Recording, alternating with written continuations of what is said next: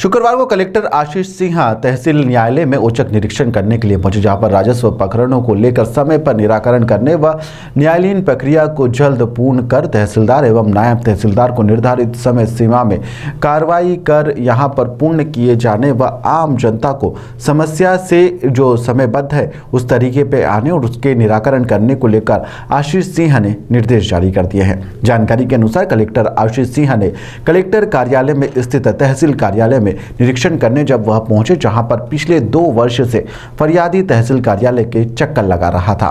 आवेदक मनोहर ने कलेक्टर आशीष सिन्हा से अपनी समस्या बताई, पिछले 2 वर्षों से प्रकरणों को जो लंबित है उसकी बात बताई।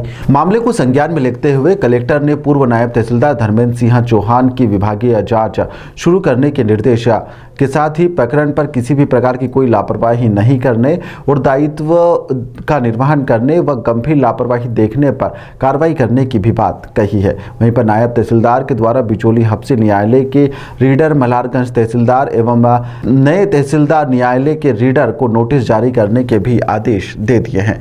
वहीं पर अनावश्यक रूप से प्रकरणों को लंबित न करने के भी दिशा निर्देश दिए गए हैं। देखिए, आज अलग अलग तहसीलों के जो 4 कोर्ट हैं जिसमें मल्हारगंज और बिचौली शामिल हैं, उनका निरीक्षण किया गया और तहसीलदार कार्यालयों में जो न्यायालयों में जो केस चल रहे हैं, चाहे वो नामांतरण के हों, सीमांकन के हों, बंटवारे के हों, उनका सबका परीक्षण किया गया है और जो कमियां पाई हैं उनकी पूर्ति हेतु निर्देशित भी किया गया है।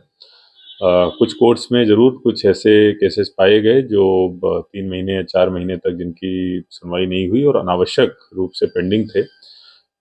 ऐसा पाए जाने पर 1 तहसीलदार, 2 नायब तहसीलदार को शोकॉज नोटिस जारी करने के निर्देश दिए गए हैं। 3 रीडर्स के खिलाफ भी शोकॉज नोटिस जारी करने के निर्देश दिए गए हैं और साथ में एक जो नायब तहसीलदार थे मल्हारगंज के, उनकी विभागीय जांच शुरू करने के निर्देश प्रदान किए गए हैं।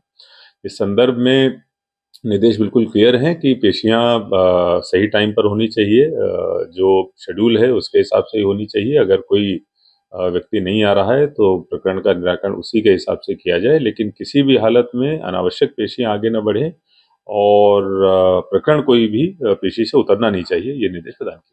फरियादी मनोहर ने बताया कि इंदौर के कलेक्टर कार्यालय पर स्थित तहसील कार्यालय में पिछले 2 वर्षों से वह खसरा नंबर के में पति के स्थान पर पिता का नाम नामांकित हो गया था और उसे सही करवाने के लिए तहसील कार्यालय के लगातार चक्कर काट रहे हैं। निराकरण नहीं होने पर सीएम हेल्पलाइन पर शिकायत दर्ज करवाई गई थी। सीएम हेल्पलाइन की शिकायत को रद्द करने के लिए तहसीलदार धर्मेंद्र सिंह चौहान के द्वारा आवेदक मनोहर पर लगातार दबाव बनाया जा रहा था। आशीष सिंह के तहसीलदार कार्यालय पर निरीक्षण के दौरान फरियादी मनोहर ने अपनी समस्या कलेक्टर को सुना दी और इसके बाद कलेक्टर ने तत्काल इसका निराकरण करने के लिए निर्देशित कर दिया है।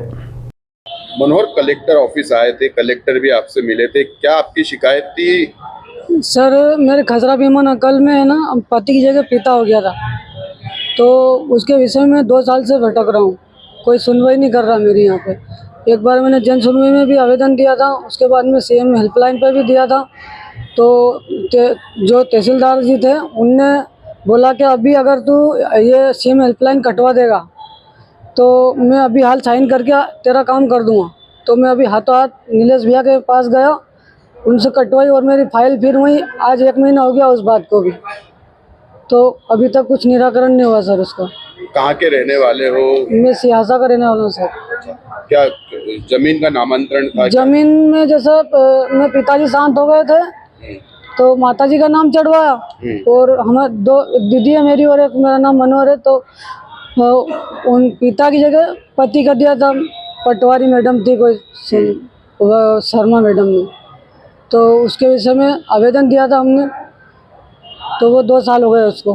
कलेक्टर साहब भी मिले थे आपको? हाँ, कलेक्टर साहब से मिला आज मैं। क्या बोले फिर? आपको अंदर भी बुलाया था? अंदर वो जो फाइल है वहाँ से नीचे जाएगी, एसडीएम साहब के पास जाएगी। अब तो सोमवार का बोला उनने कि वहाँ पे आके पूछ लेना आप। अब आपको लग रहा है कि आपका काम हो जाएगा? हाँ, लग रहा है सर जी। आपका नाम बता दो। मनोहर चौहान, सियासा से।